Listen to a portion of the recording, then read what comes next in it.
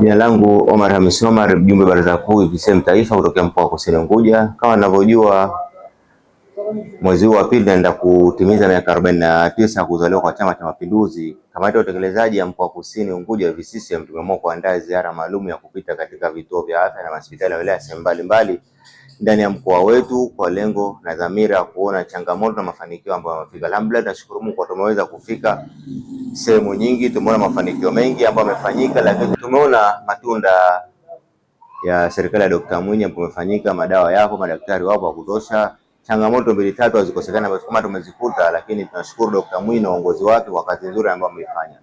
Lakini kubwa na zaidi katika ziara hii tumepata kujifunza masuala mbalimbali, lakini katika ambayo tumejifunza ama nilivyoona nayo, nitoe wito ama niwaombe sana mademo wa wilaya waweze kutafuta namna gani ya kuweza kukutana na masheha wao, kwa vile nafasi za wilaya waweze kukutana na masheha ili sasa waweze kuwaelimisha masheha, waweze wanapofika katika maeneo wahamasishe wananchi wetu waanzie vituo vya afya, kwa sababu changamoto ambayo tunakutana nayo sana katika vituo vya katika hospitali zetu za wilaya, unakuta katika hospitali ya wilaya unakuta wananchi wametoka kwenye vituo vya afya hawakupita moja kwa moja wameanza kwenye hospitali ya wilaya. Kwa unakuta baadhi ya kata wanalalamika msongamano mkubwa sana wa wagonjwa, lakini shida unakuta sasa wagonjwa wengi wameanzia wilaya moja kwa moja. Kwa hiyo DMO wajitahidi sana kukutana na masheha, waambie masheha wahamasishe wananchi wao waweze kuanzia wilaya, waanzie kwenye vituo vya afya vya chini, baadaye ndipo wafike kwenye hospitali ya wilaya baada ya kupata rufaa.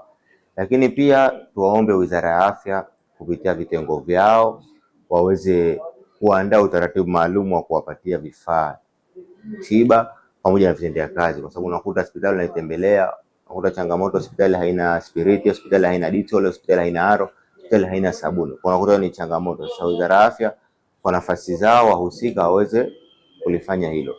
Lakini zaidi kubwa na zaidi kwa wale vijana ambao wanahusika na masuala ya ulinzi, ya taasisi husika ambazo tunashirikiana masuala ya ulinzi katika hospitali yetu, tuwaombe sana wale vijana ambao wanalalamika sana kulingana na maslahi yao. Sasa tuwaombe sana waweze kuwasaidia ama kuwapa maslahi yao kwa wakati, kwa sababu wanaposhindwa kuwapa maslahi kwa wakati wanashindwa kusimamia uratibu mzima wa pale ulipo, kwa sababu kijana anatoka nyumbani na kwenda sehemu ile ya ulinzi, lakini anakwenda kwa hana cha kufanya, kwa unakuta utendaji wake unakuwa sio mzuri, lakini ili mwisho pia naweza ikaleta changamoto katika hospitali yetu na katika serikali yetu. Kwa hiyo niombe sana taasisi zinazohusika na wale wa vijana wa ulinzi wawalipe maslahi yao kwa wakati na wasiwarundikizie, kwa sababu unakuta kijana analalamika na kuambia miezi minne hajalipwa.